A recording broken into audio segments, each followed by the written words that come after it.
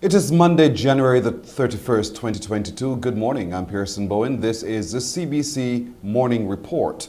The Bankers Association of Barbados is happy about and welcomes the Fair Trading, Fair Credit Reporting Act.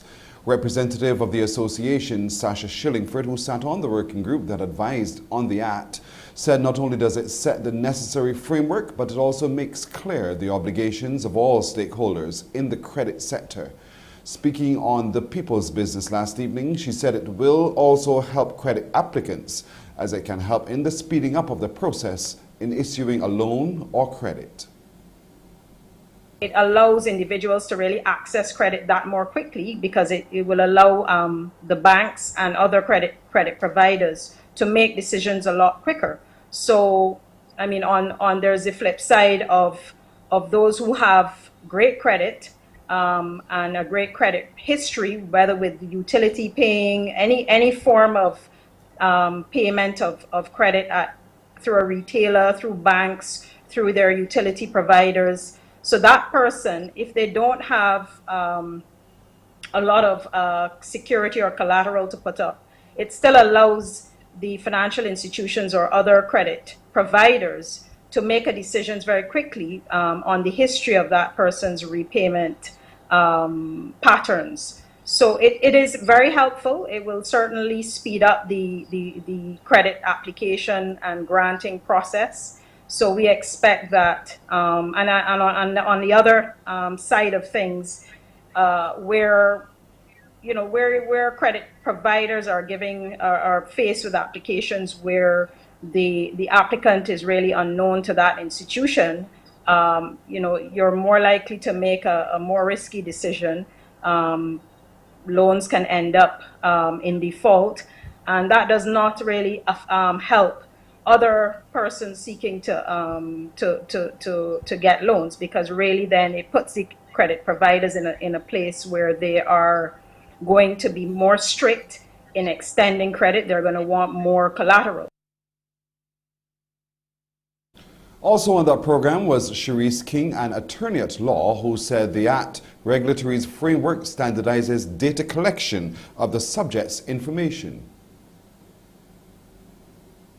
With the legislation, there would now be a regulatory environment which would outline clear standards and procedures in place for the collection of data. And through that, you would have obviously rights attached in terms of ensuring that there's confidentiality of information, that there is adequate safeguards in place for the transmission of information and so forth. With the legislation, it makes provisions for the central bank to have a review of the data format that credit information providers and those who would be sending the information to the credit bureau, the data that they actually send. So, and the legislation even already goes into detail in terms of what information that would be. For loan applications, it would be the amount for the loan, the start date, the repayment terms, and so forth. That is some of the information that would be collected to determine the credit worthiness of the individual. The CBC Morning Report continues in just a moment.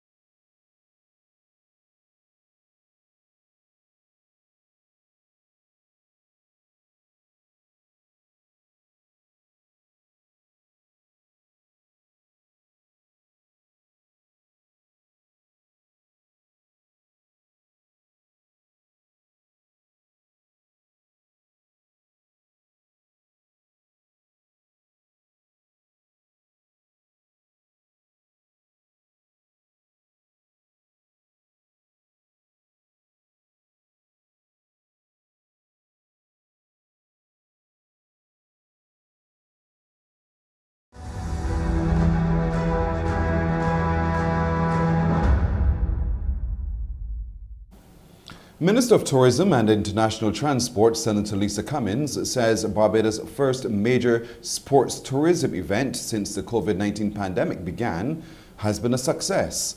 Speaking during last evening's 5th T20 International between the West Indies and England at Kensington Oval, Senator Cummins says the expectations for the UK tourism market for March, when the pandemic is expected to be still on, is looking promising, and Barbados will be ready to host them.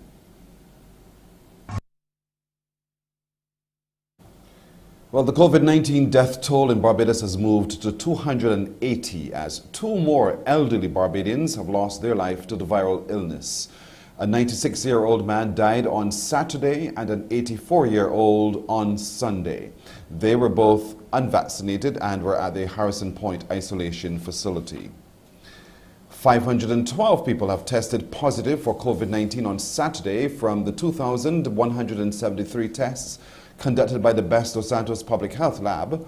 The cases comprise 76 people under the age of 18. There were 159 in isolation facilities and 9,675 in home isolation. Under the National Vaccination Program for COVID-19, 147,095 people are fully vaccinated. In-house dining at all restaurants will again be permitted under the COVID-19 Emergency Management Directive.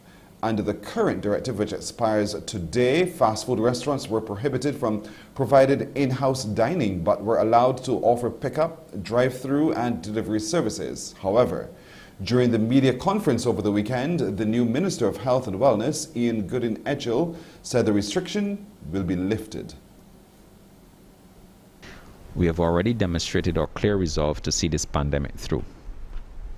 In relation to the COVID directive, the sole change will be the resumption of in-house dining in restaurants, providing that all infection prevention and controls are in place. The current directive expires on Monday, and the new COVID directive will be for 2 weeks. We'll have more news right after this break.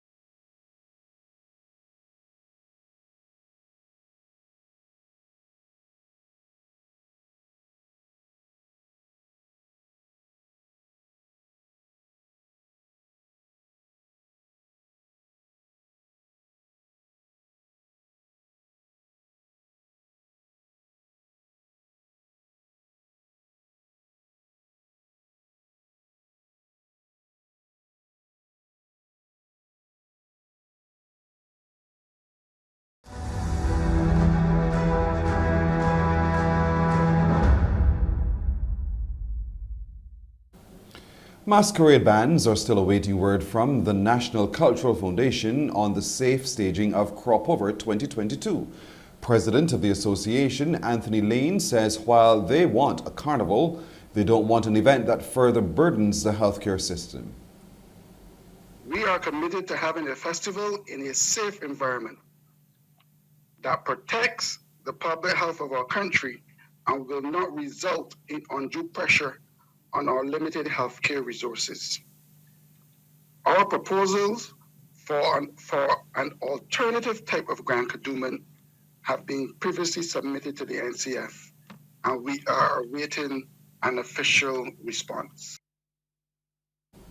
Lane is the manager of the Contact Band and says they're closely observing how Miami Carnival was staged to get ideas about how Barbados could safely stage its. He gave some insight into a possible scenario for Crop Over 2022.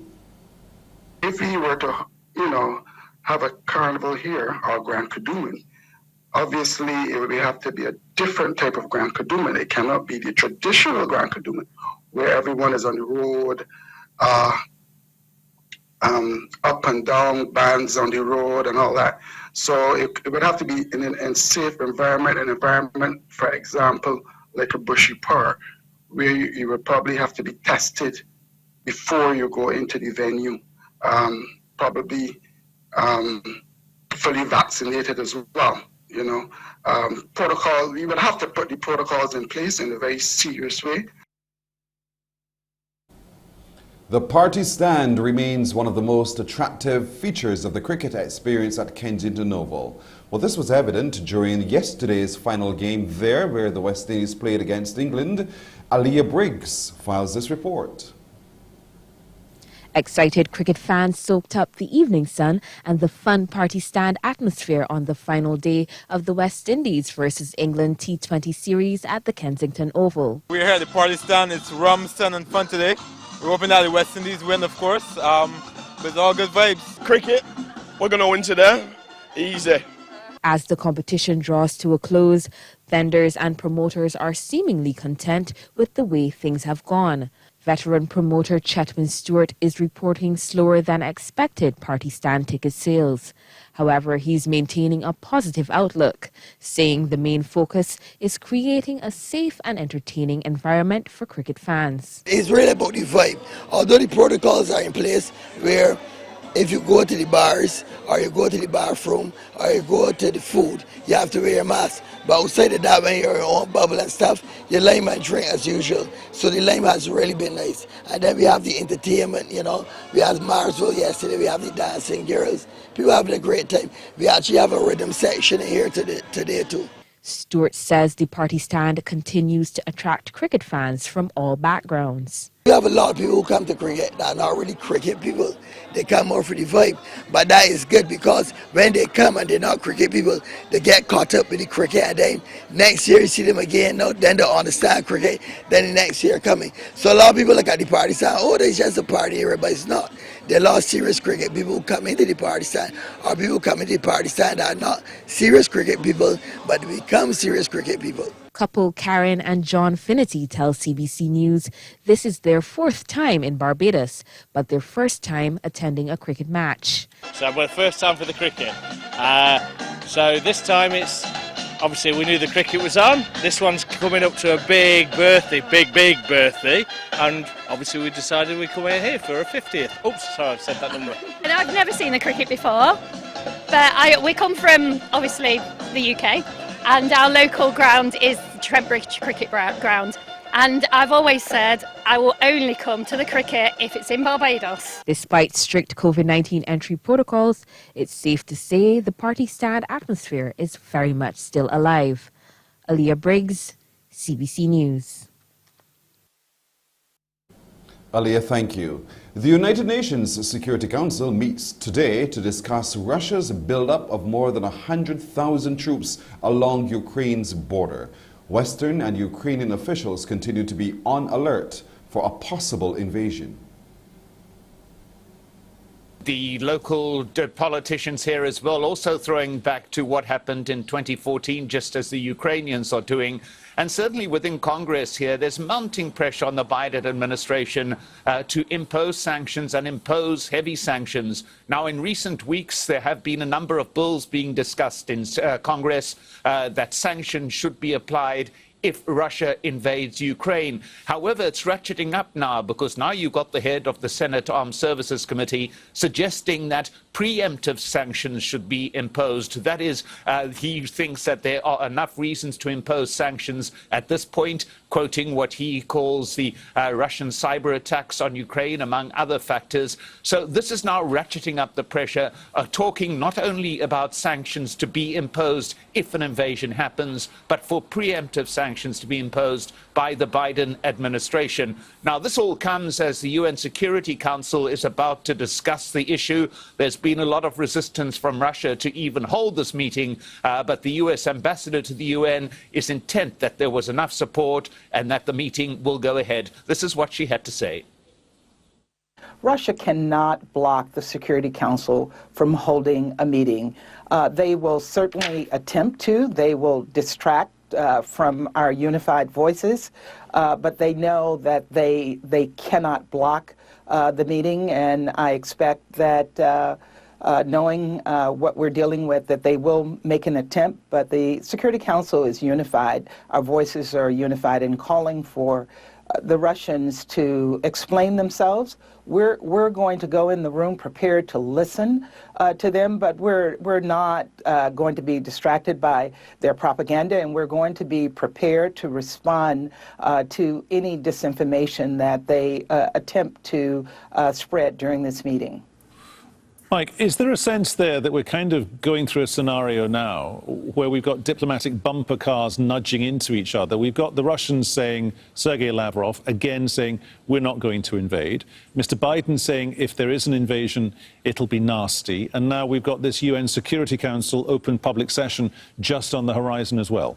Yes, indeed. I mean, to start off with that Security Council session, there is no doubt that there won't be a resolution. Russia would veto any attempts to pass such a resolution. But you mentioned there a complicated situation. It's even more complicated by the US Secretary of State stating repeatedly, he said so again in the course of today, that to impose sanctions at this stage would remove whatever deterrent there is. In other words, he's saying that it would not be politic to impose sanctions before Russia invades, because that would remove the deterrent of sanctions. It's a complicated argument, but one that actually is at odds with a lot of the US's allies, and certainly at odds with many in Congress, who believe that preemptive sanctions is the way to go at this stage, where diplomatic attempts are showing no progress whatsoever, despite the fact that they've been carrying on for weeks.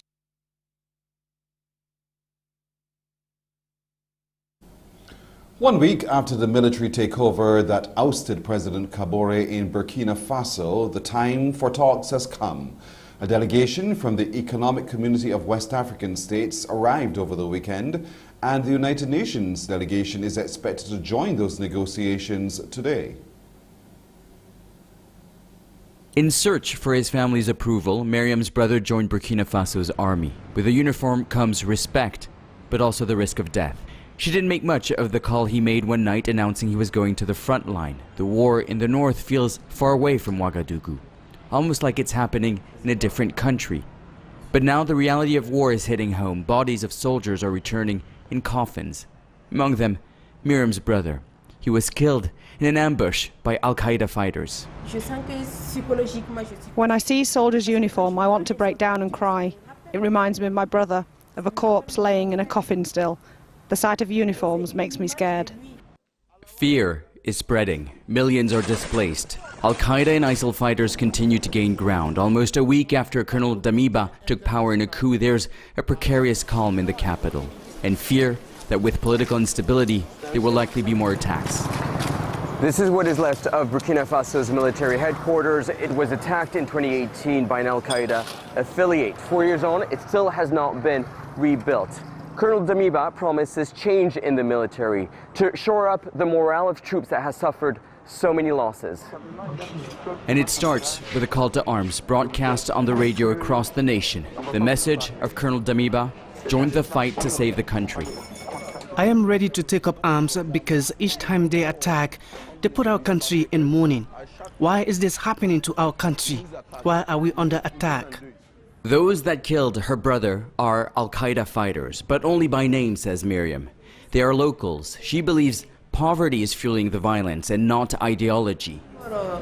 Poverty and unemployment means young men are lured by armed groups. We need to find a way to feed families and bring back the state's authority in those remote areas. While she cannot bring back her brother, she hopes peace can be brought back to this nation gripped by bloodshed. And Nick Hark joins us live here on the News Hour. Nick, ECOWAS is never particularly well known for adopting a robust stance with any of its members, but it seems to be getting a tough line here. That's right, Peter. I mean, we heard from President of Ivory Coast, President Ouattara.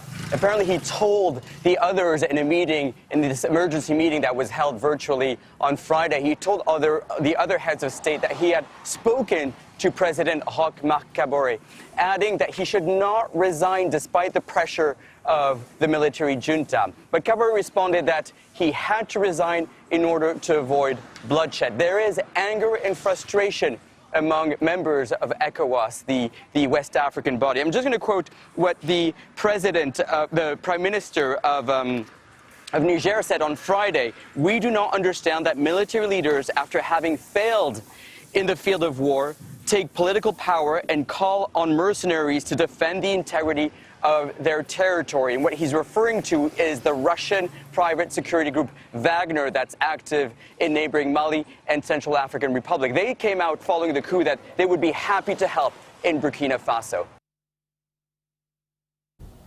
Now to that game that brought great joy to West Indians and certainly to Barbadians in particular, because Jason Holder took 4 wickets from the final 4 balls to send England to a 17-run defeat in the deciding T20 and give the West Indies a 3-2 series win right here in Barbados. With England needing 20 from the last over, Barbadian Holder with Sam Billings, Chris Jordan and Adil Rashid caught on the leg side boundary and then bowled Saqib Mahmood. Holder beaver trick makes him only the 4th man to take 4 wickets in 4 balls in a T20 international and the first West Indian to do so. West Indies early overcame a slow middle innings to end on 179 for 4.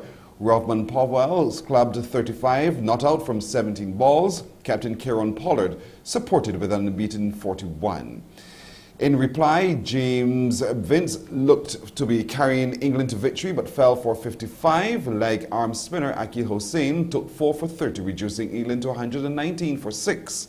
Player of the match and of the series, Jason Holder, wrapped up the game in the final over to end with 5 for 27 as the visitors were bowled out for 162.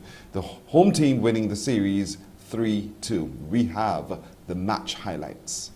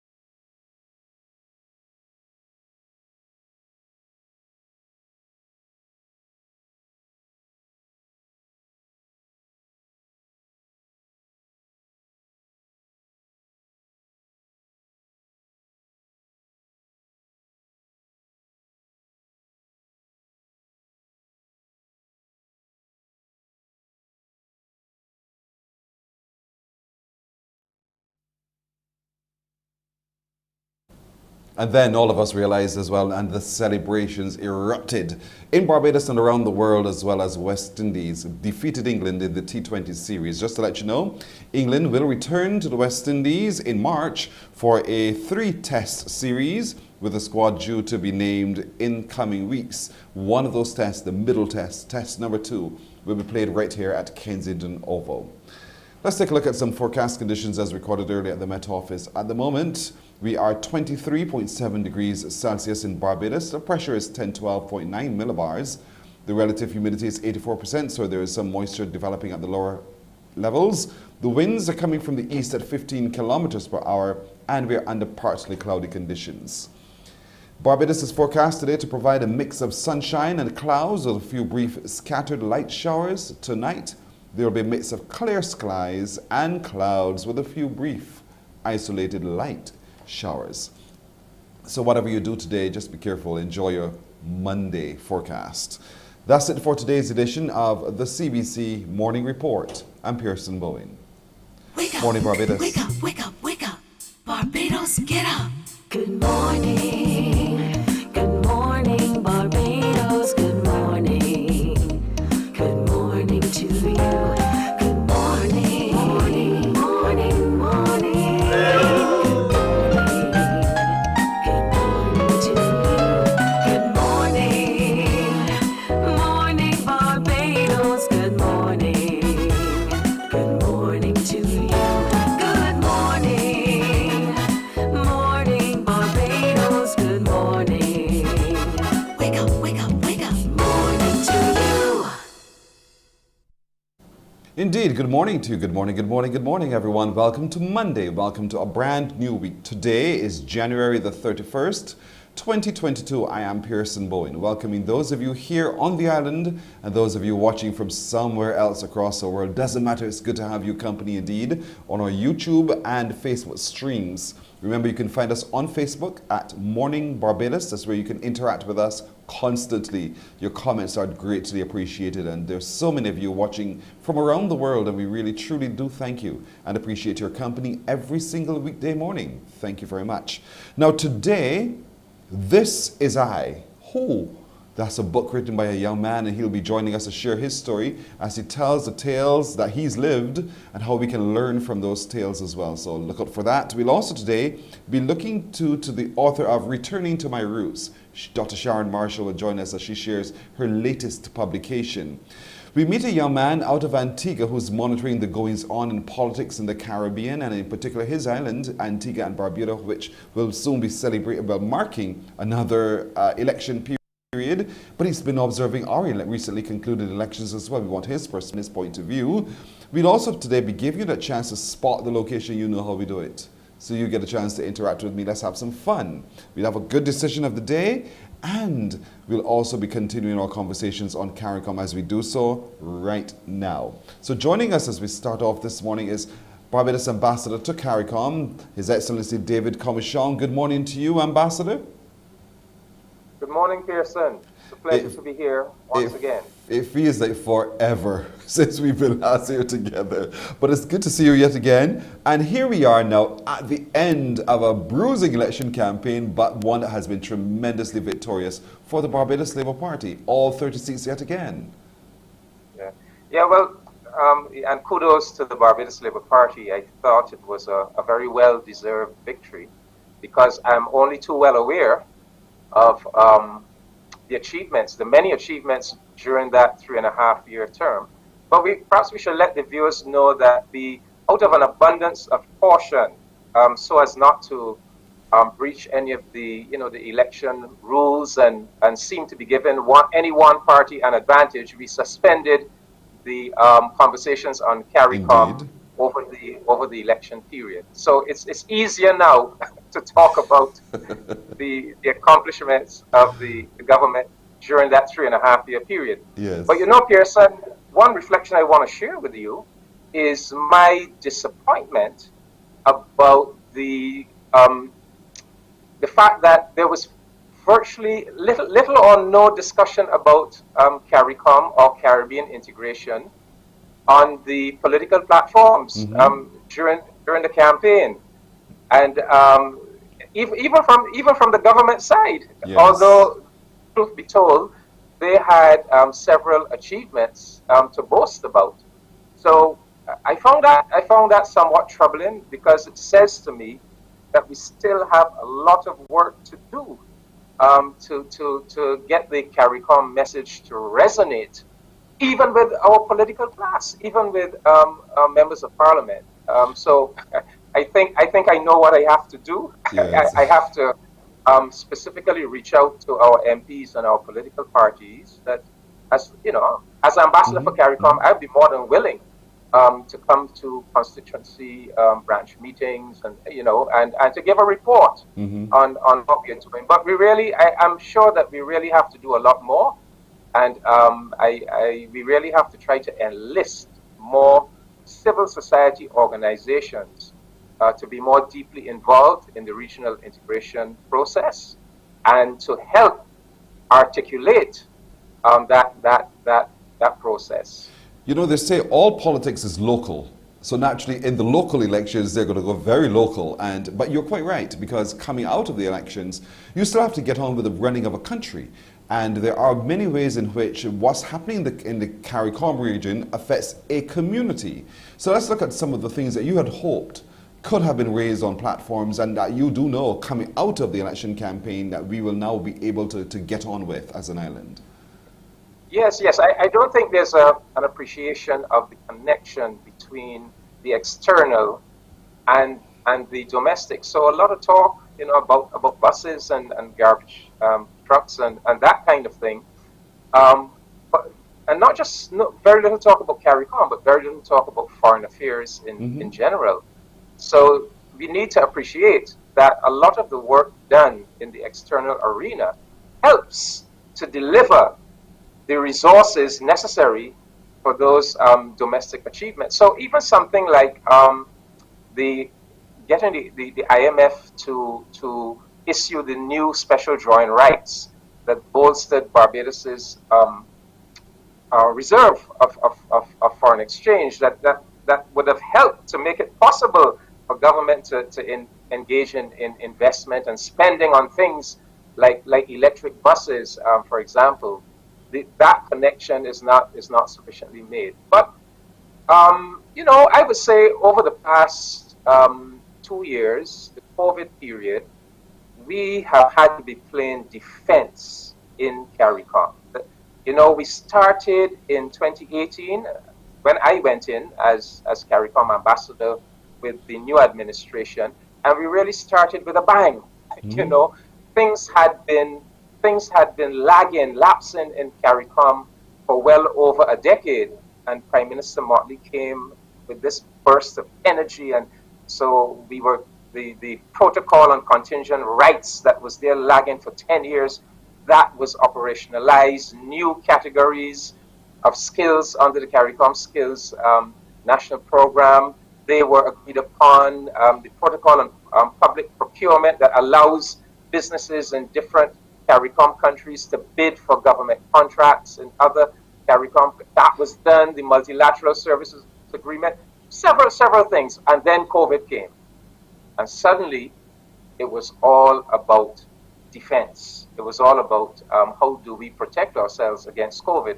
And truth be told, I think CARICOM did remarkably well. CARFA, the UE COVID task force, the regional security system, taking blood samples up and down the region so that they could be tested at the CARFA labs in Trinidad.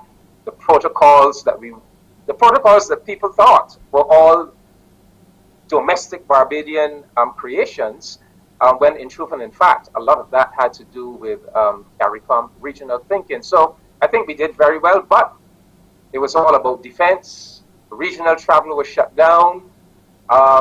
So to effectively, many of the initiatives were actually put on pause. Right. But I think now, and I am really looking forward to really re-engaging now, because I think we now understand what this COVID is. I think we now understand what we have to do to keep it at bay, and so that we really need now to get back to our positive agenda. And I'm so pleased that for the first time in 2 years, we're actually going to be having a face-to-face physical CARICOM Heads of Government Summit. That's the intersessional meeting that usually comes in February. That meeting is going to be held towards the end of February in Belize, and that's going to be the very first face-to-face meeting since we met in Barbados in February of 2020. So, you know, for a 2-year period, we have not been able to travel and meet physically. So that is a sign that we are now taking COVID in stride. We are moving from defense to do like what the West Indies team did yesterday, put some runs on the board. And incidentally, the West Indies team is the perfect expression of the regional integration idea. So we're going to move forward now. And actually, you asked me some of the things coming out of the election. That I think Barbados is going to have to do a lot of leading by example. And, you know, in CARICOM, we have been talking about new areas of economic activity, new industries, and we have signaled that the renewable energy industry should be one of those new regional industries. Likewise, the medicinal cannabis industry, likewise, are re-energizing of construction.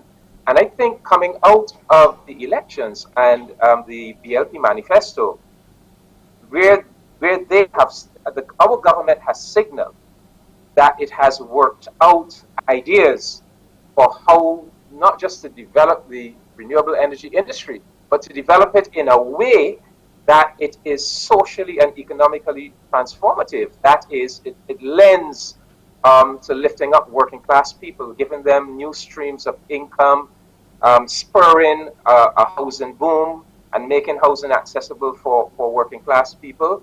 Also, they have signaled that the medicinal cannabis industry, that there is going to be a very important role for local players and non-elite local players as well. Right. And also the ideas that have come out about how we're going to spark a construction boom.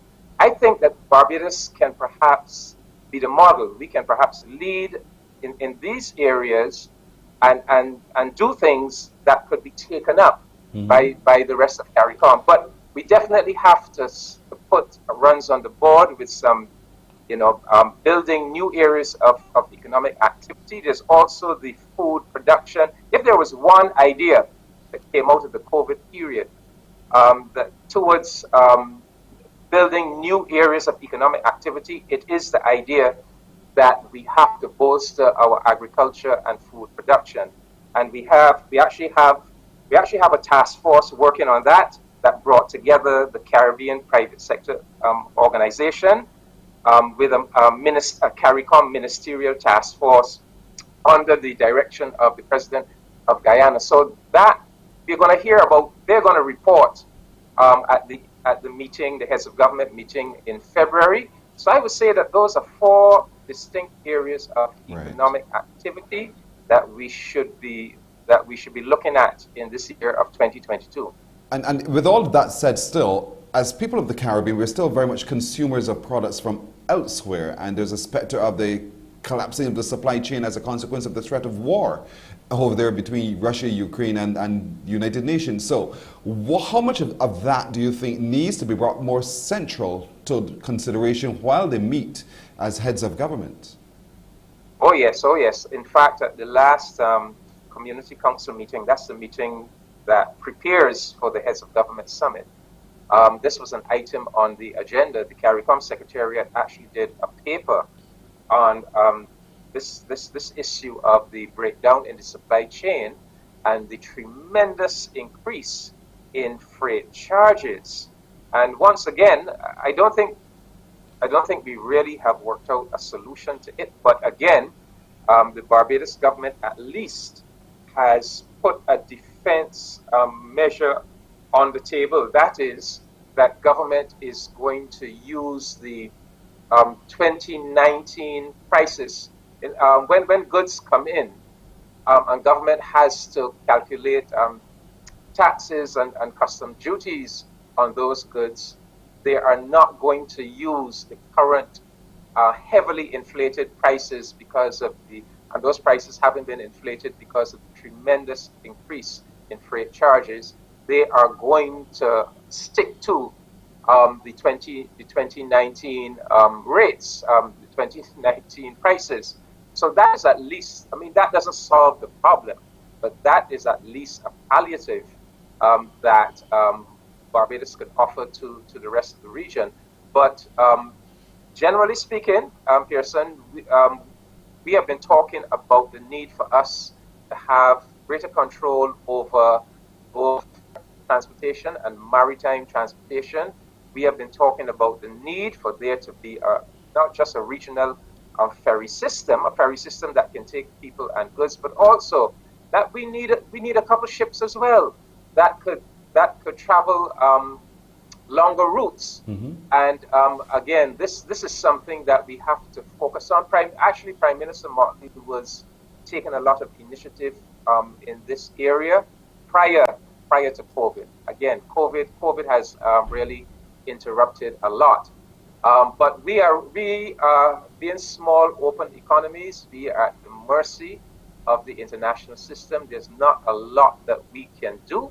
But that idea of at least keeping a lid on taxes by using the 2019 prices, and to the extent that we could actually do something this year to start rebuilding our own regional maritime transportation capacity that's under our control. Yes. That would help. It will not totally solve the problem, but it would at least help in some way. So that is something that we have been talking about.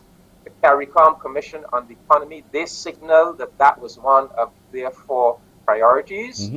And we know that we really have to do it, because if we are an integration mechanism of islands, then clearly transportation, how we connect with each other, has to be central to the whole integration enterprise. Absolutely. You know, we've touched on a lot, but there's still a lot more to touch on. And certainly next week, should God spare life, we'll be back to touch on even more. So Ambassador Kamashal, again, thank you so much for joining us so we can resume our conversations on CARICOM. And all the best to you, sir. Thank you. Yes, thank you, Pearson. Looking forward to some, really concrete discussions during the course of this year, as I say, as we put runs on, or take wickets, put runs on the board or take. We're going for the win. Thank you so much, Ambassador Kamashal. His Excellency Ambassador David Kamashal, Barbados Ambassador to CARICOM. Remember the upcoming CARICOM Heads of Government in February. We'll be keeping an eye on that too and reporting on it as well. We'll take a break here. When we come back, much more on Morning Barbados. Morning, morning, morning. Good morning. Good morning to you.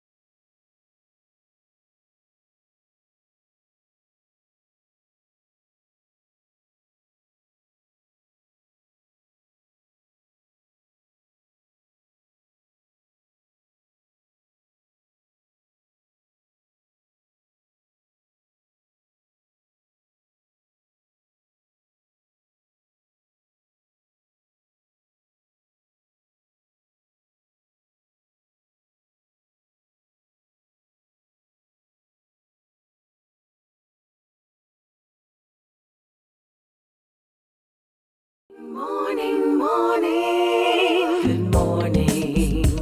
Good morning to you. We're 12 minutes away from 7 o'clock. We have no challenge at all in sharing the space with our media brothers and sisters across the region. So we reach out to Antigua now to connect with the man who deals with big issues, the big issues on Observer Radio in Antigua and Barbuda. His name is Kieran Murdoch. He's a host and producer of that show. Kieran, good morning to you. Good morning, Pearson. How are you doing? I'm doing well. Thank you for asking. How do you do? I'm quite well here in Antigua and Barbuda. I can't complain. I think I would say that we're doing fine here in terms of all things considered. COVID-19 is a concern for all of us, but right now in terms of numbers and in terms of hospitalizations, we're doing much better than we were back in 2021. Well, that's fantastic to hear. I know you have an interest in politics and the governments of the Caribbean. And so there are two things I want to hear from you. I want your analysis, because I know you've been observing what happened in Barbados recently in our recently held elections. And then I also want you to look at what's happening in Antigua and Barbuda and tell us what's going on there too. But let's start with Barbados. What's your analysis? Well, I don't think that there was anyone who perhaps seriously thought that the Mayor Motley administration would lose the election. It was really a question in my mind, and of course I speak from the perspective of merely being an observer, but it was really a question in my mind of whether or not the main opposition would make some sort of a substantive comeback, whether you would actually see a return of opposition parliamentarians from the main opposition party. It was rather interesting to see that that did not happen. I draw some parallels in terms of the situation in Barbados that unfolded at your most recent general election and the situation that unfolded in Antigua at our last general election, which was in 2018. In 2018, the current administration of the Antigua and Barbuda Labour Party here in Antigua and Barbuda, which is led by Prime Minister Gaston Brown, trounced the opposition party even more strongly than it had done when it came into office in 2014. So when it came into office in 2014 in Antigua, it would have won out of 17 seats, it would have won 14 seats. And then in 2018, it picked up 15 seats, and the opposition actually lost support. I found it really interesting that in Barbados, the Democratic Labour Party really didn't come out of the 2018 election and go into the 2022 election ready to pick up more support, ready to sort of rebrand and rethrust in terms of picking up more seats, at least to present itself in Parliament once again. And I think, again, as I draw parallels, I see some similarity between the Democratic Labour Party in Barbados and our main opposition party, which is now our main opposition party, the United Progressive Party, in Antigua and Barbuda, in that both organizations, perhaps, and anyone who is better versed on the politics of Barbados could correct me, but perhaps that both parties had not done a fantastic job of rebranding themselves. I find that if you are an administration that has been resoundingly voted out of office, you must present something new. Clearly, the electorate will have sent a message that something went terribly wrong. You've lost significant support. It's not to say that the other side clinched victory by a small margin or clinched victory by a few seats. If you are a government or a party rather, and you are resoundingly voted out of office, certainly you must rebrand, you must come with a new approach, and more importantly, and I think this is actually critical, you must go through a process where you make it known to the electorate that you fully acknowledge your faults. I think it's a very dangerous thing to go forward into another election as a party that has been resoundingly voted out when you, in the public psyche, have not addressed the myriad of issues that may have caused the electorate to have lost confidence in you so significantly. And I sort of got the feeling out of Barbados that the Democratic Labour Party had not really done that. And one thing I did find rather humorous, and I have to be honest, is, and you correct me if I'm wrong, but that the former Democratic Labour Party leader, former Prime Minister Frondell Stewart, in Barbados made a public appearance and was not terribly sympathetic in terms of the administration that he had led and how people had come to view it. I sort of looked at that and thought that it would certainly not have played well in their favor. Mm-hmm. Leadership obviously in local politics and regional politics plays a very strong role. Compare both leaders, Prime Minister Motley, Prime Minister Brown. Well, Prime Minister Motley and Prime Minister Brown are an interesting comparison to make. I think that Mia Motley is a rather astute politician. I also think the same of Prime Minister Gaston Brown. In terms of their political success, as in winning elections and gaining a great deal of public support, I think they have both done that. I think Mia Motley has done that to an even greater extent, certainly in Barbados. I do think that Mia Motley presents to the public an extremely refined personality, a personality that is, as I said, very astute in terms of being witty, in terms of being sharp, in terms of being honest, or at least appearing, to present this air of a very well-polished politic. And I think that would definitely come from, well, her personally, and also from her experience.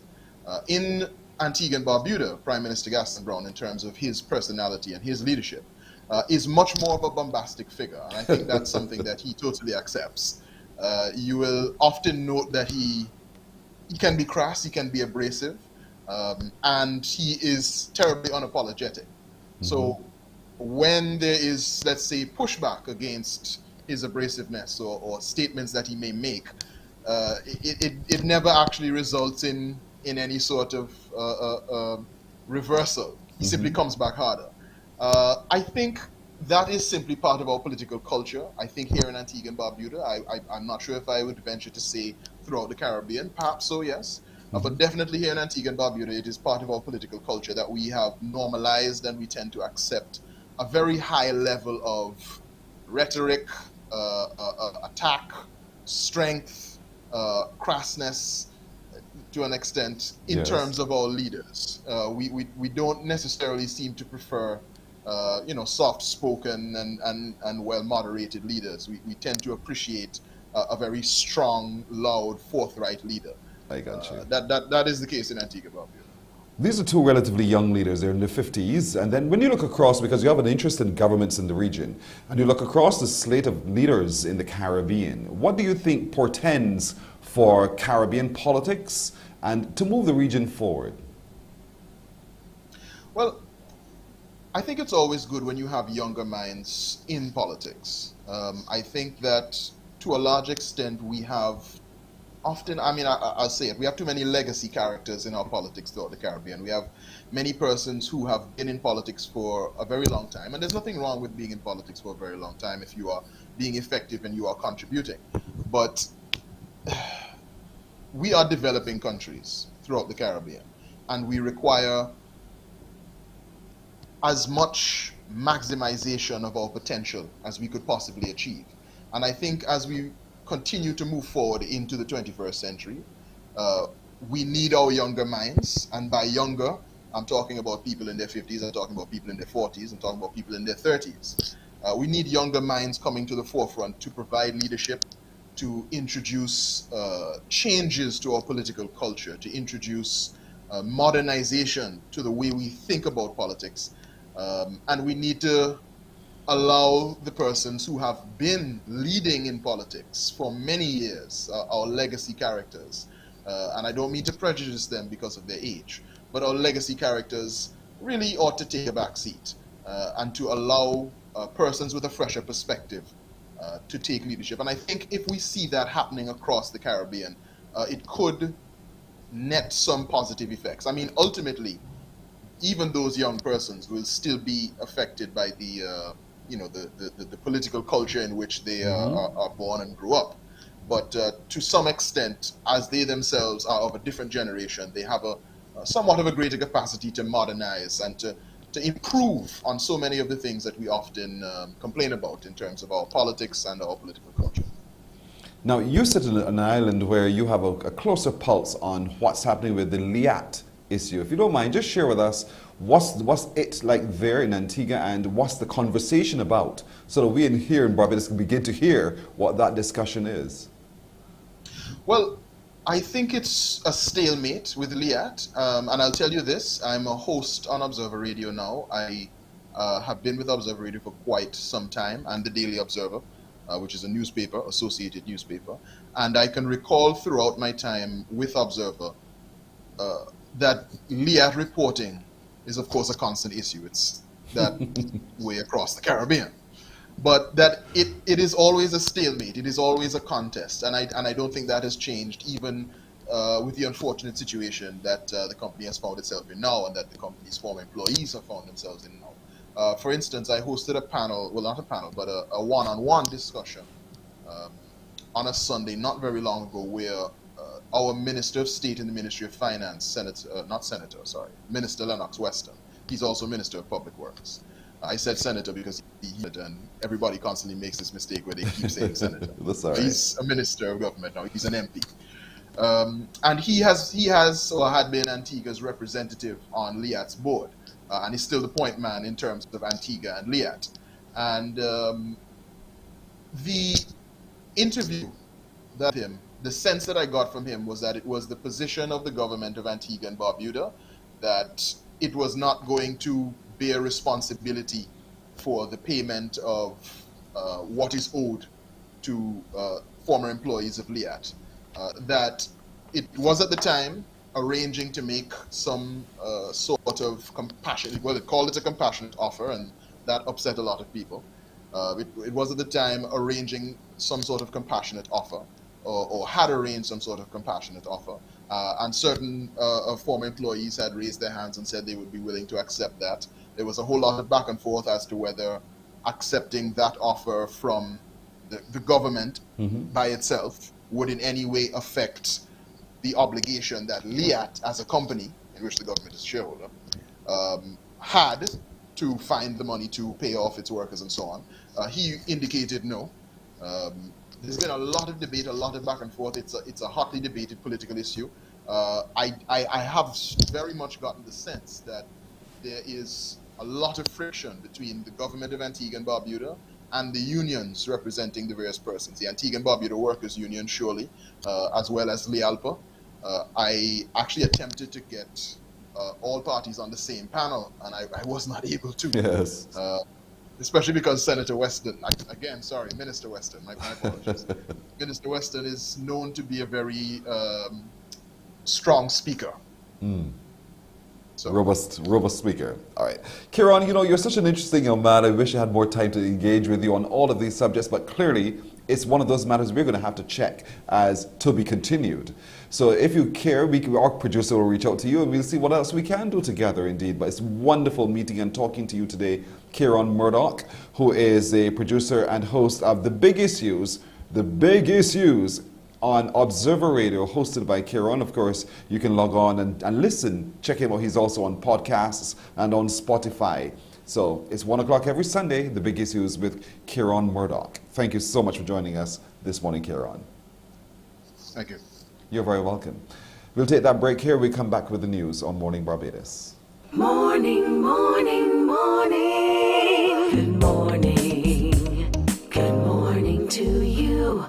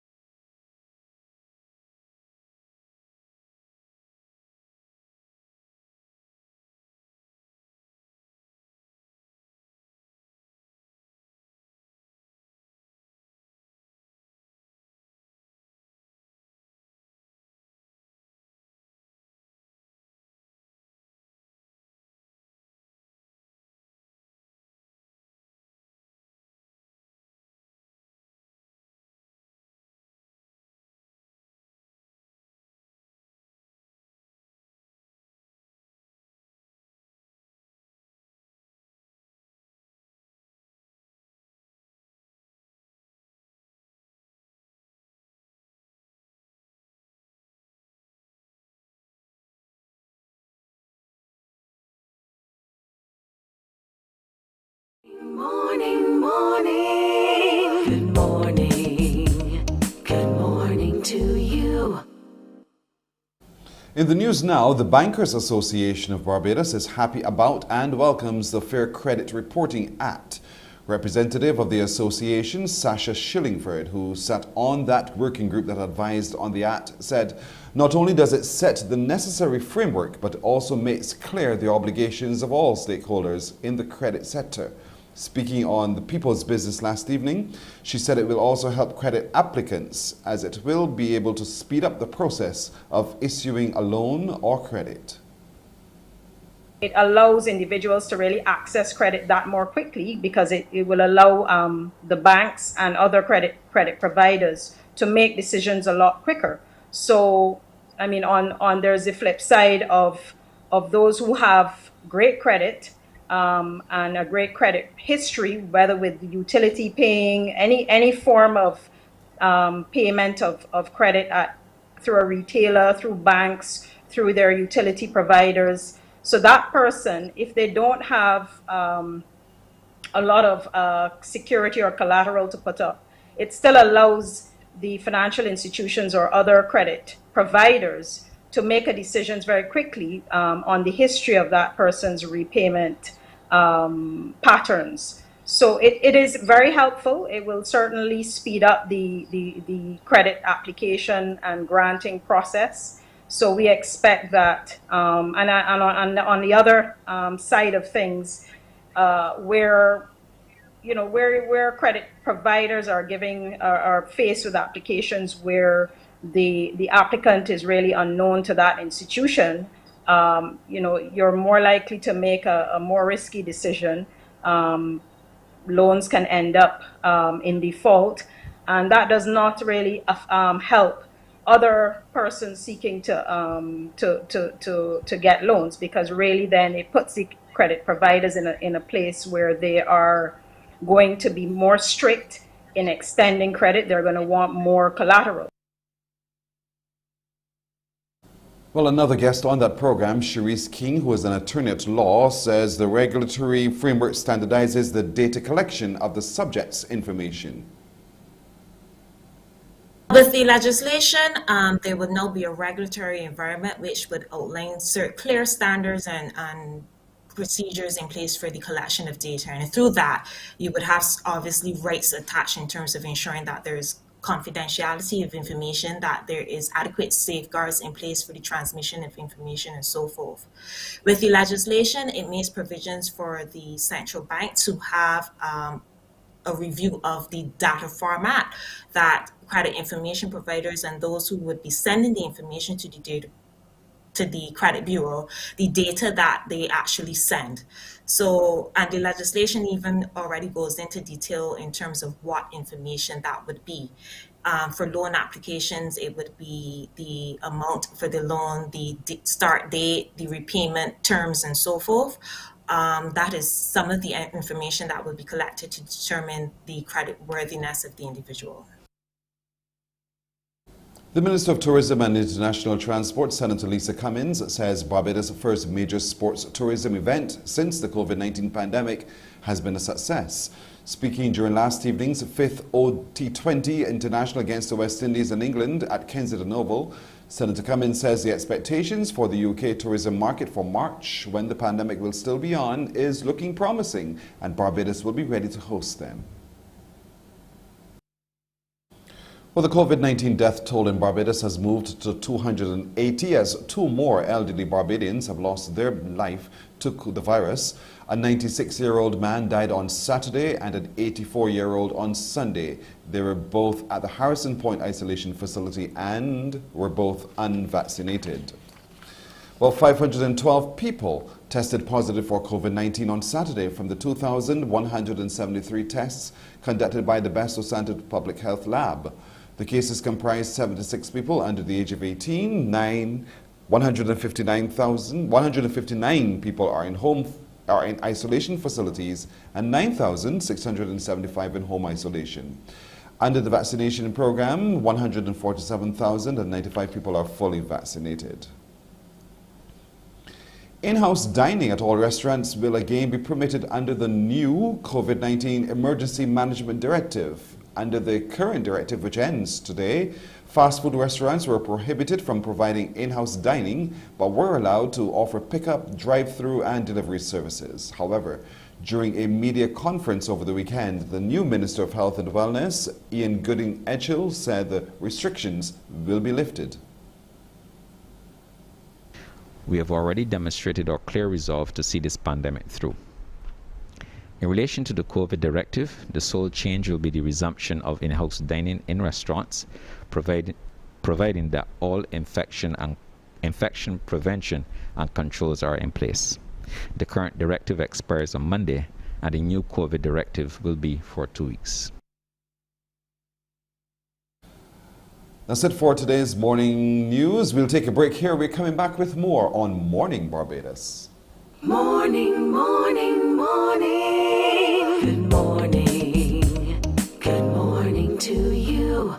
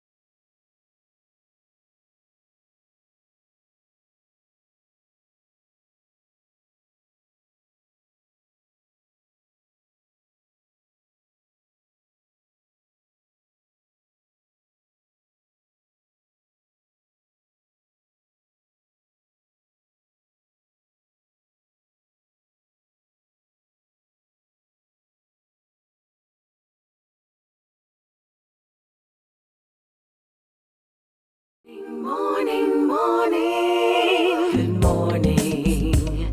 Good morning to you.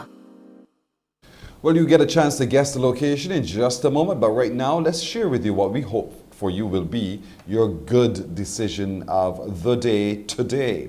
We'll share with you 5 ways to help your child build good judgment by establishing core family values. The values you display will be your child's reference point in their own decision-making process. What is important to you as a family? What qualities and skills do you want your children to have? So, use family meeting time to create a document that lists the issues, beliefs, and goals that all members unite around. So use the time, family meeting time, to create that document that lists the values, beliefs, and goals that everyone in the house can unite around. That means you got to talk to each other.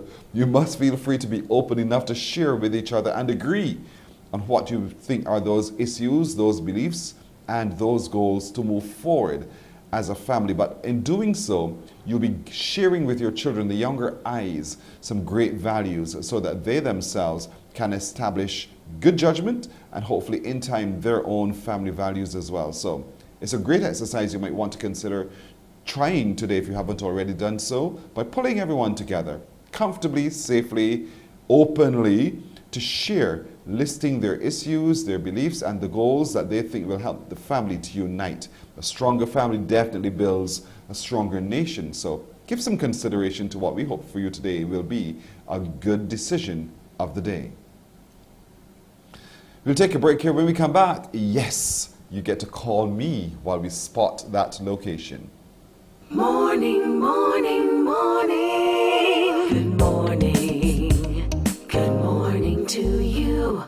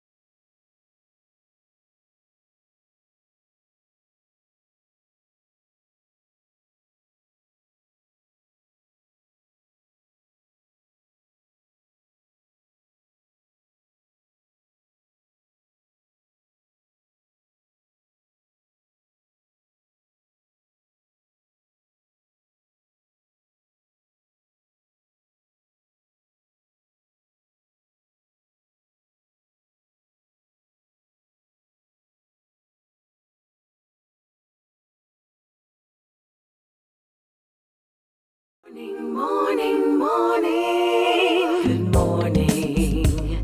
Good morning to you. So let's get to it, everyone. Get you onto your phones. Call me now on 228-5562 or 228-5563. I have a picture to show you.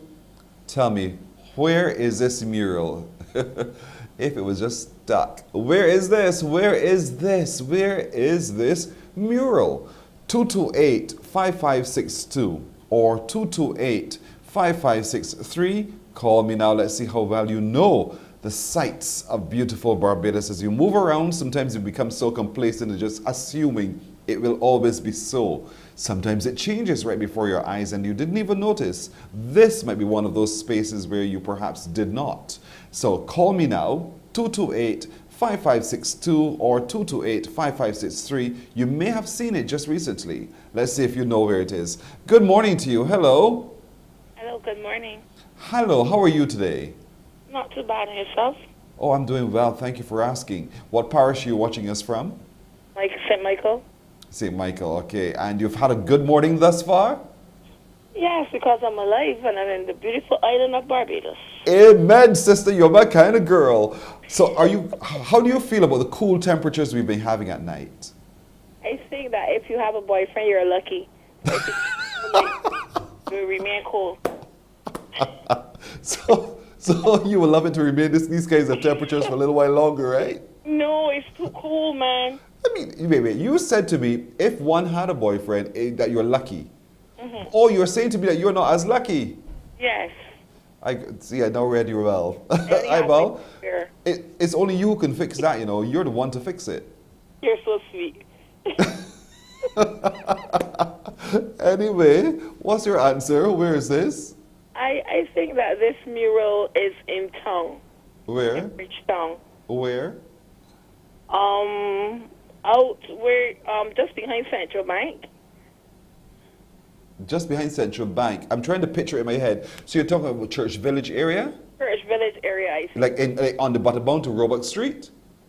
I think so. You think so? Yeah. Have you passed that road recently? No, I haven't. That same that you're talking about? I must be honest, I haven't. At least you're honest. Looking in the background, this don't look like church. This don't look like Church Village, though. So you're changing your mouth now?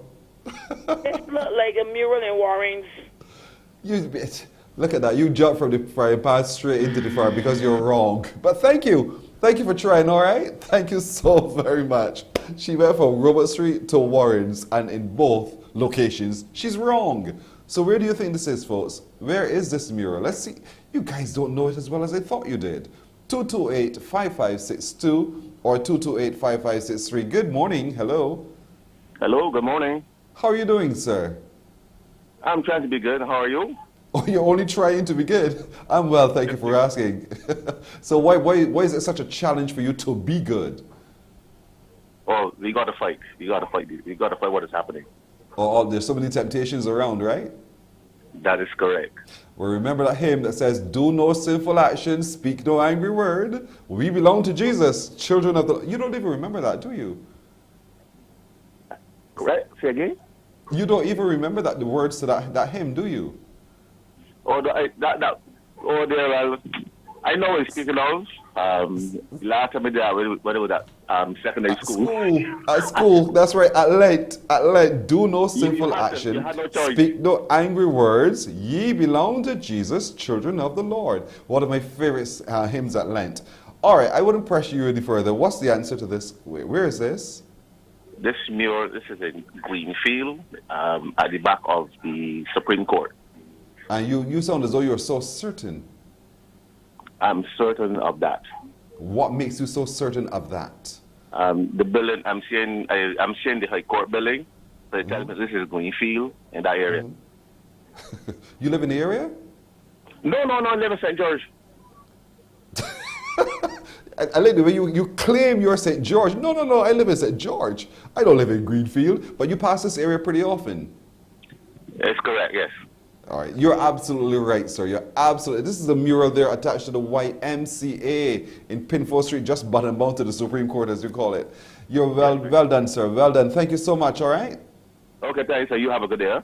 Likewise to you, sir. Likewise indeed. He's trying to be good. We should all strive every day to be good. So there it is. It's on the YMCA's ground at Pinfold Street, just next to the behind, as we say, the Supreme Court. And check it out today. Now you know where to go to see this beautiful mural, which was only released, what's this, it's February? Would have been late last year. Late last year. Thanks for the production crew. We're going to take a break here. When we come back, yes, we are going to be talking about a return to roots. Stay with us. Morning, morning, morning. Good morning. Good morning to you.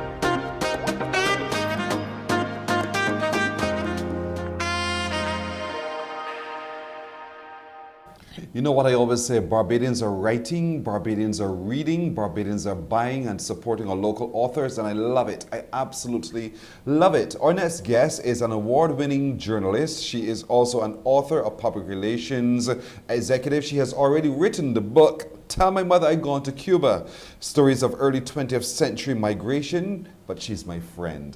Dr. Sharon Milagro Marshall, good morning to you. Good morning, Pearson. Well said, Milagro. Very well pronounced. Thank you. I'm working on it. When I'm with you, I have to obviously keep my skill sets sharp because it's Sharon Marshall I'm with. So congratulations, first of all, on the new book, which is A Return to Roots, Cubasians in Barbados. So tell me about the why behind this book. The first book that you just mentioned, Tell My Mother I'd Gone to Cuba, was about Barbadians and other British West Indians who went to Cuba in the early 20th century. This book is about their children and grandchildren who've come to Barbados to live. And while I was launching the first book, the then ambassador from Cuba to Barbados suggested that I needed to do a follow-up. Well, at that time, this was the furthest thing from my mind. I was so stressed trying to market the first book.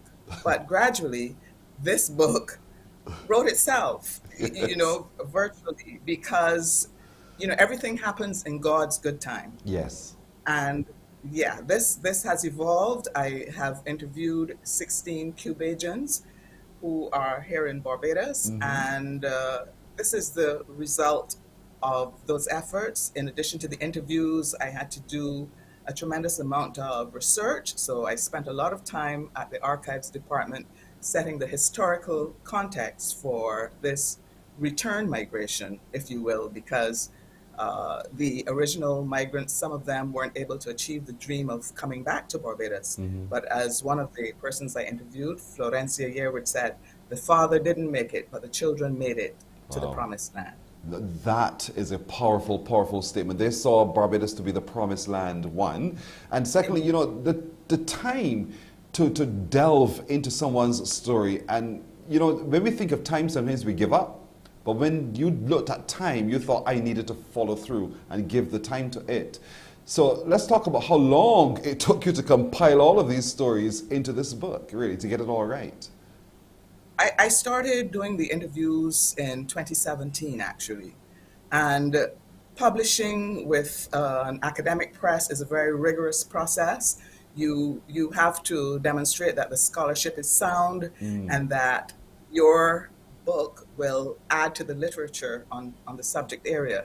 So it wasn't just a matter of writing the manuscript. I submitted the manuscript to UE Press a year ago. It had to go through the process of having 2 peer reviews. And the first peer review came back very positive. Lovely. We were waiting on the second one, and then everything during the pandemic, and they had to assign another reviewer. So eventually that came in. There's a process of checking and rechecking, editing. I had to go back to the archives to ascertain the accuracy of one word. The editor was asking, was it really eat or ate? So I had to go get this microfilm and go through an old Barbados Herald newspaper to confirm the accuracy of this one word. Wow. I mean, even in compiling and listening to these stories yourself as you're compiling them, it also for you triggered some very personal moments, no doubt. Indeed, because this is my family history. My mother was a Cubasian. She was born in Cuba of Barbadian parents and came to Barbados at the age of 9. My husband is the original Cubasian because he's the one who coined this term. My husband Pedro is the descendant of a Barbadian grandfather. So yeah, it's very personal. I know most of the people whom I interviewed, so it was really reconnecting with them. One of those who you interviewed, as you said before, said was coming home to the promised land. What was the promise that was told to them that they thought Barbados could provide? The concept of Barbados was one that was a paradise place, as another interviewee, Frank Philo, said to me, that they thought Barbados was this beautiful place. Colbert Belgrave, the late Colbert Belgrave, his father would always say how beautiful Barbados was and what a great place. And he would say, well, Dad, if it was so great, what are you doing here in Cuba? So he said, well, things were a little difficult at the time. So the expansion of sugar production in Cuba provided the opportunities for the Barbadians to go there. So the book talks about their life in Cuba. Gilbert Rowe is one of the persons whom I interviewed. And Gilbert speaks about the moment when they got permission to leave Cuba to come back to Barbados. A man rides up on a motorcycle and delivers the cable. You have permission to go. Wow. And then he said, instantly, they seal the house. It doesn't belong to you anymore. It belongs to the government. So that was the start of their journey. One of the persons whom I interviewed is Josue Nelson, who is the co-host of the Zeitgeist program on CBC TV8. Josue came in 1999 at the age of 9 and didn't speak a word of English. And he talks about one of his earliest memories when his dad took him into Bridgetown and he's on a ZR van and he's like, oh my God, there's no more room in here. His father says, you have to be quick. You get out and then you get back in. And he was saying, but there's no more room. How are you going to fit anybody else in here? He talks about the first time that he had an apple since when he came to Barbados. I've interviewed his mother, Yolanda Nelson Springer. And one of the important points is that many of these Cuban migrants, Cubasians, have taught in the primary Spanish program and are making a tremendous contribution to Barbados in the areas of education, hospitality. The executive housekeeper at the Radisson Aquatica, Pablo Atwell, Pablo told me a story about he was working in Christchurch one time and they called his name over the intercom. And the guy who was there asked, who's that Atwell person? They said, oh, some guy from Cuba. And Pablo said at the end of his shift, when he was leaving, the guy was sitting in the car and told him to get in. He said, not get in your car, I don't know you. But then when he looked at him, he said he saw his grandfather's face. Oh my goodness. And it turns out that the man was his. Wow. I mean, that's, for me, it was like a goosebumps moment that you encounter and you belong, that you have roots here. Yeah. So Pablo wasn't aware of these relatives until this chance encounter. I've interviewed, And even in listening to you, I have this room set to be very cold. I love very cold conditions. But even in listening to the story, yes, I know you know. But even in listening to the story, it made me feel even colder because it was such a riveting story. It was the book, though. I love the fact that you've gone through generations of stories. It's not just the older generation because young Josue is quite young, and so he too shares his experience of having come to Barbados and come to the Promised Land. The book is called A Return to Roots, Cubasians. That's Josue there, by the way, second from the right. Yes. And there we go. So at our home. Yeah. These are no doubt very, very interesting stories that we can all pick up and read. Folks, it's such a wonderful exercise indeed in scholarship, but it's also a great way to know how Barbados' reputation in Cuba and how Barbadians themselves retained their Barbadian by telling the stories of who we are, selling the promise of Barbados, so much so that their relatives wanted to come back home, to just come to the Promised Land, to experience what they've been told about. And I keep wondering, there's a part of my head, Sharon, that wonders, is that still going on? Are we still talking about Barbados in Cuba? And are we still having Cubans come home to Barbados because of what they've heard?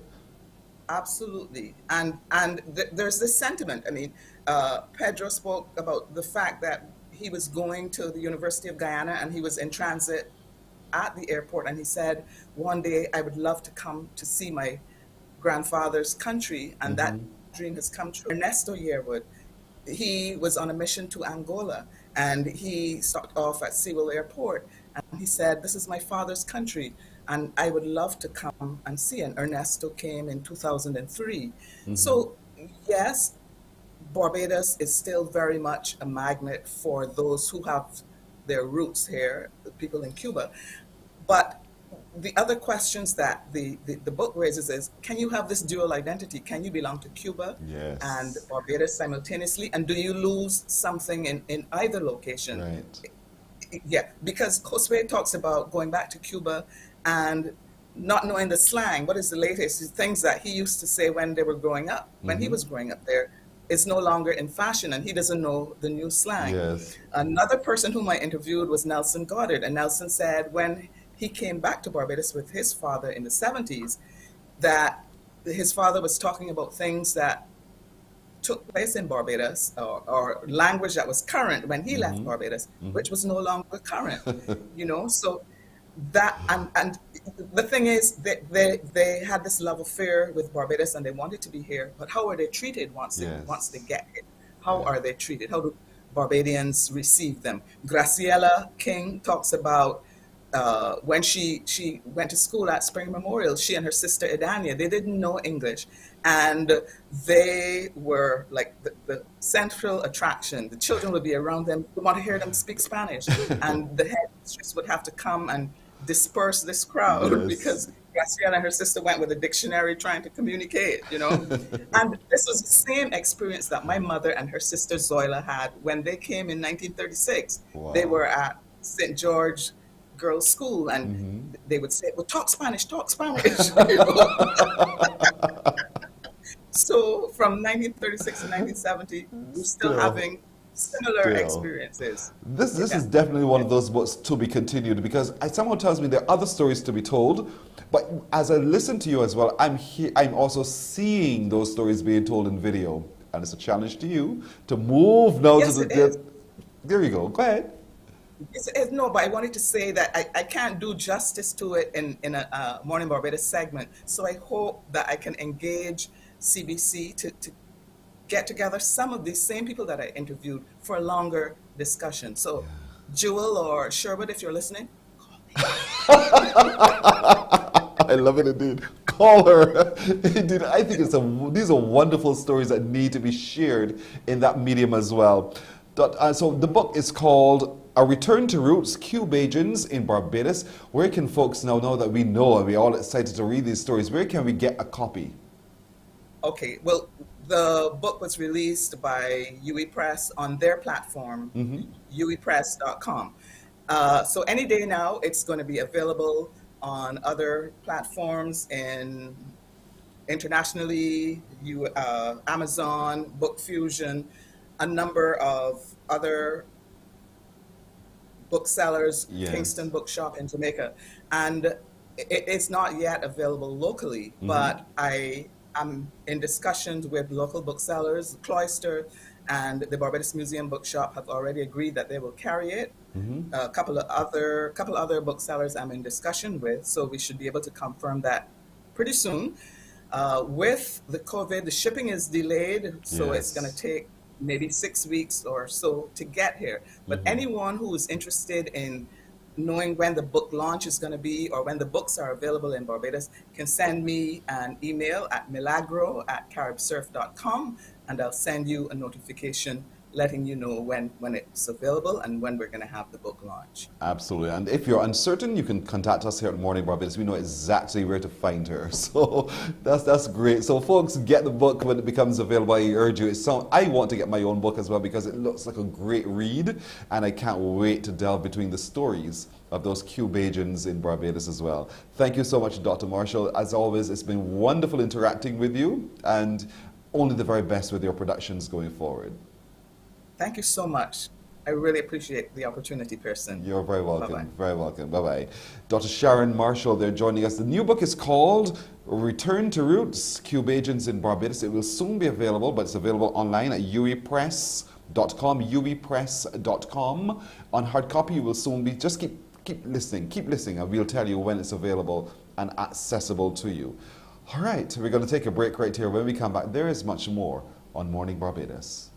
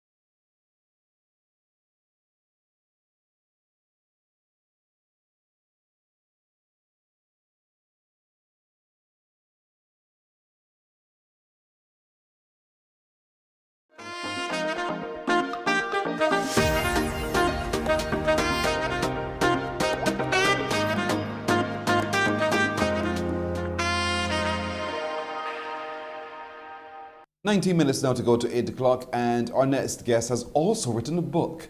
And I like the name to start with. His name is Enrico Suave, or his real name is Christian Hill. But his book is called This Is I. This is I. My mistakes are my learning trends. Good morning to you, Enrico Suave. Good morning. Good morning. How are you? I'm very well, thanks for asking. What a powerful name, Enrico Suave. Why that name? Well, Enrico is actually my middle name. And the nickname came from my Barbadian contingent when I was actually on a church convention in Trinidad in 2010. They just thought it fitted you, Enrico Suave. Fair enough. Yeah, I guess they saw a vision. Yeah, you've written a book. It's called This Is I. My Mistakes Are My Learning Trends. I like the title to begin with. Who titled it and why that title? Well, I actually titled the book. I actually had a poem that stated This Is I. It basically speaks on my experiences, but I believe that my experiences others can experience as well, and they can understand that it's not just them in this world that goes through the different challenges and struggles in everyday life. So that was the reason for the title, and that was the reason for these experiences. You know, some watching today said, what struggles? You're a young man. You don't know yet struggles. You haven't even seen the star pitch. You know how we older people tend to want to say it. So what are some of these experiences that you've had that you think could be a learning curve for others who will consume the book? Right, so it would have been stories regarding depression and overcoming depression.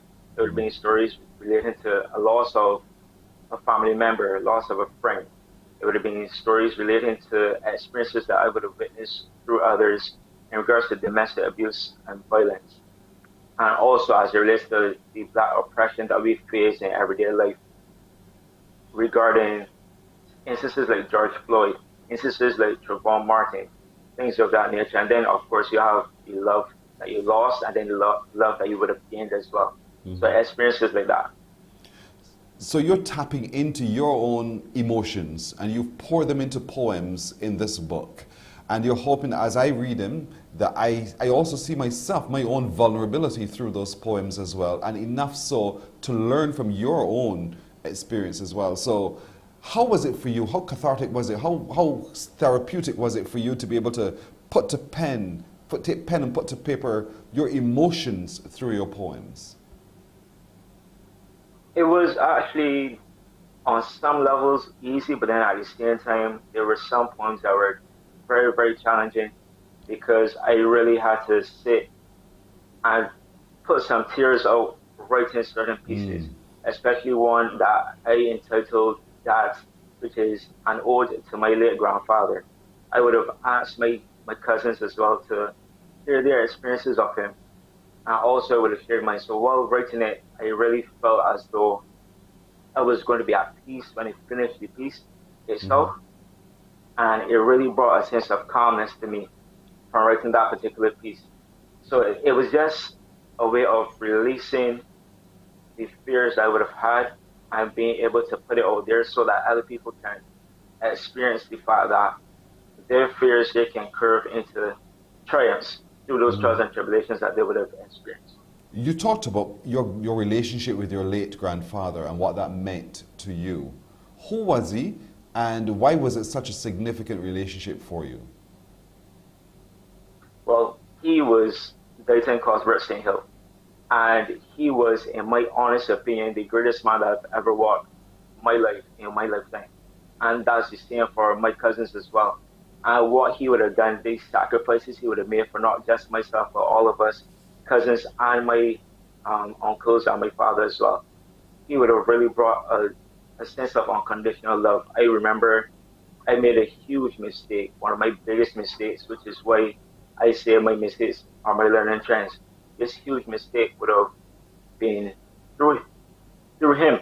And actually, the way that he handled the situation, I was able to talk to me and guide me through that mistake into a learning experience and a lesson, really showed me the true meaning of unconditional love. And for that, I was eternally grateful. And that's why I'm able to be the person I am today. And so naturally you pay it forward, as the Americans say today. You pay it forward by writing the book, and so that other people can benefit from your experience with your grandfather, your late grandfather, and now you can share too. So this book is a collection of your thoughts, your experiences, your poems. How many poems are within the pages of the book? There are about 42, 43 poems, actually. That's a lot. There are 42, 43 poems. Yeah, there are a lot. I have had a lot of different experiences to share. But there are about 40, 42, 43, 43 pieces, all regarding different things regarding my life. And like I said, it's something that not only you, but others out there in the world, not only locally, but internationally as well, can have a sense of understanding, not just about me, but about themselves. About themselves. Do you find yourself writing every day?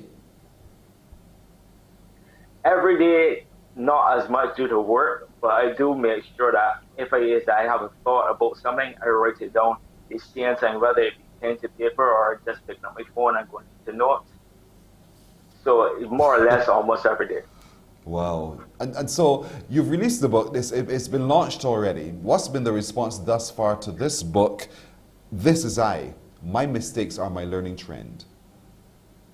Right now, it's currently on Amazon. I am going to make sure to get it on the other platforms digitally as well. The response has been very great. A lot of persons, a lot of locals especially, and some regional audiences as well. They would have been looking for a paperback book, which I will have at the end of April. So you can look out for that. And I'm going to be making sure to have a launch at the very end of April as well. So the response has been very good. Just a lot of persons want to make sure that they have the paperback to read from time to time and carry with them everywhere they go. Yeah, so for now, we can get it on Amazon. For now. You can definitely get it on Amazon, and I will have the other streams by the end of the week for you. Well, that's fantastic. So folks, you can go to Amazon and you can look for the book. It's called This Is I. My Mistakes Are My Learning Trends, and personalize it in that kind of way. That's the whole point. Don't say, well, that is Chris or Enrico Suave, therefore his learning curves. No, this is I. You see yourself in every one of his experiences that he's shared through his poetry, and certainly in seeing yourself, you see the things you need to correct and how to correct as well. How old are you, if you don't mind me asking? I am 29 years of age. You're what? 29 years old. 13, oh, well, 29. well done. You're keeping well for 39, but you've done well already so far. 29. Oh, 29. 29. Pardon me. You see, I am much older than that, so my hearing is a little different, but that's all right. Yeah, but for a 29-year-old man to have captured all of the emotions, all of the experiences that you've shared in your book, and to be able to guide in this kind of way, that's phenomenal. And I want to encourage people really to go online to Amazon and get a copy themselves and read for themselves. This is I. My mistakes are learning trends and my learning trends, and see yourself in all of this as well. I hope that when it becomes available in soft copy so we can have it physically in our hands, that more people really do avail themselves of it. So Enrico Suave, Kristen Hill, thank you so much for joining us. I wish you the very best, and continue telling your stories, continue sharing your experiences. Thank you for having me, Pearson, and Mornin Barbados as well. You're very welcome. You're very welcome. Thank you so much. Enrico Suave, I like that. Enrico Suave. Had to roll the arts of Spanish. We'll take that break and we'll come right back with more on Morning Barbados.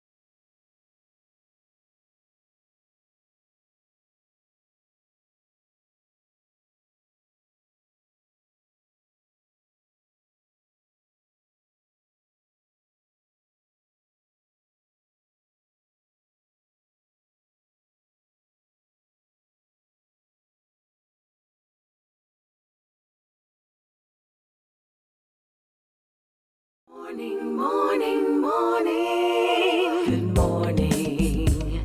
Good morning to you.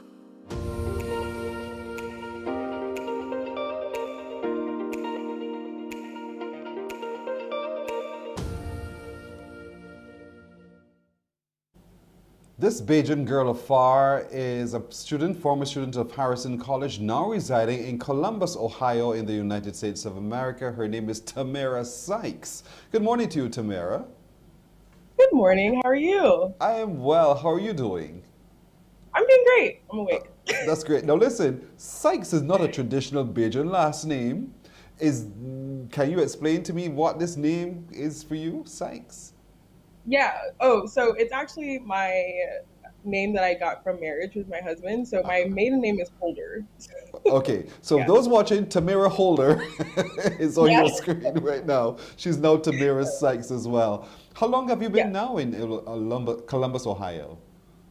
I have been here for 15 plus years now. I actually moved here when I was 16. So born and raised in Barbados, and moved here around like high school-ish. So yes, definitely lived my life in both places. So how is life there for you? It's good. It's fun. It's interesting. I miss home a lot, right? Especially right now. I usually make a trip at least once a year to see my family back home. But right now, it's been a challenge because of COVID-19.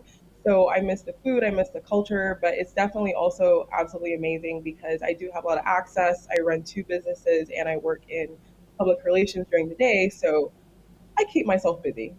Clearly, and running 2 businesses during the day as well. You've actually started something called Badian Girl. I love the name, Badian Girl. What's Badian Girl? So I took Barbadian and removed the R, replaced it, the R and the B, replaced it with a Y. And I really wanted to make sure that I represented my culture because in Ohio, there's not that many Barbadians. So it was just important to just show that I'm a Caribbean girl and I can still live in the U.S. and be myself and be different. So how is it being yourself in an American cultural space? It is interesting. It's fun. I mean, typically I just do what most Bajan women do. I mean, I do my hair different colors. Like I wear a lot of colorful clothes. I've lost my accent, of course, but for the most part, I just represent who we are, a very proud and industrious, group of people. And I just make sure that I represent that in everything I do. I will say it was very different when I moved here because we use words differently. We spell things differently. Like, we say color and we spell it COLOUR. Yes. And here they remove the U from everything. So that was a culture shock. So a lot of different things, and that's the basis of it. But it's still fun. I love knowing that I am a part of 2 cultures now. And, I have a daughter, so it's a lot of fun, sharing Barbadian culture with her as well as raising her here. And how is she responding to your share of Barbadian culture? Oh, she loves it. What does she love most about it? I would say she loves fish. She loves our fish. She actually visited home and had flying fish and all of that when she was a baby. Of course, it's a little bit harder to get it up here, but she loves that. She loves seasoned food, which is great. And for the most part, she loves the music too. I actually had a viral post a year or so ago with her dancing to Caribbean music. So she loves soca, she loves calypso. So, she's 3. We'll keep unveiling more stuff as she gets older. Do you get a chance every once in a while to be able to, slip in a Bajan word, a pronunciation of a word, and we do it in Barbados, what are you talking about? Do you ever get a chance to slip that in? And she goes like, Mommy, what are you saying? I mean, to her, however I talk is how anyone should speak. So she never asked me a question. I would probably say adults probably what are you saying? Especially if I'm upset or I just start talking really, really fast or I'm confused. So it happens to me, but not so much. I probably switch it up depending on who I'm talking to. Right. That must be something else. I don't have that luxury. It says, this is all I do. And, to have adopted a different language, it's just fun. So apart from everything else, I'm told that you're also into doing some textiles. You're busy. Oh, yes. Oh, dear. Yeah. I do a lot.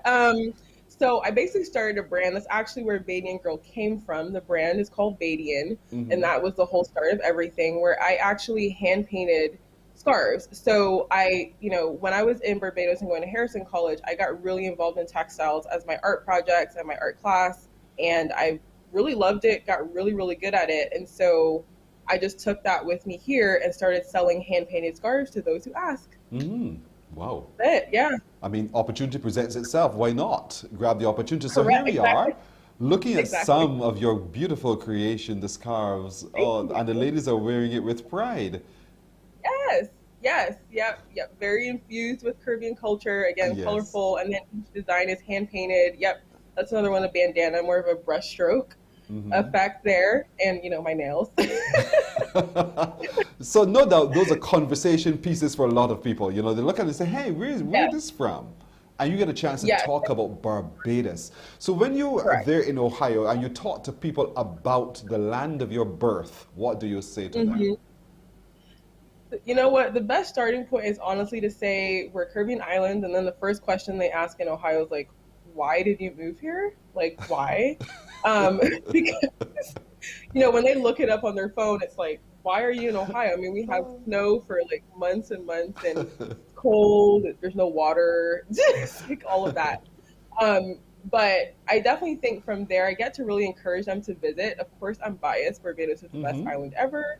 But I'm unashamed about saying that. And then I really get to talk about our culture, like our education, how it's different, just our family structure, our, how we really enjoy work-life balance is something that can be a challenge here in the U.S. is going all the time. Yes. And I do love that in Barbados, we have this slow living is what we do.